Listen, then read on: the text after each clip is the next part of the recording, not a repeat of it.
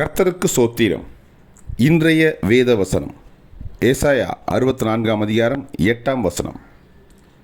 இப்போதும் கர்த்தாவே, நீர் எங்களுடைய பிதா, நாங்கள் களிமண், நீர் எங்களை உருவாக்குகிறவர், நாங்கள் அனைவரும் உமது கரத்தின் கிரியே. ஆமென். ஏசாயா 64ஆம் அதிகாரம் 8ஆம் வசனம். இப்பொழுதும் கர்த்தாவே, நீர் எங்களுடைய பிதா, நாங்கள் களிமண், நீர் எங்களை உருவாக்குகிறவர், நாங்கள் அனைவரும் உமது கரத்தின் கிரியை. ஆமென். கர்த்தர் உங்களை ஆசீர்வதிப்பாராக, உங்களோடு கூட இருப்பாராக. ஆமென்.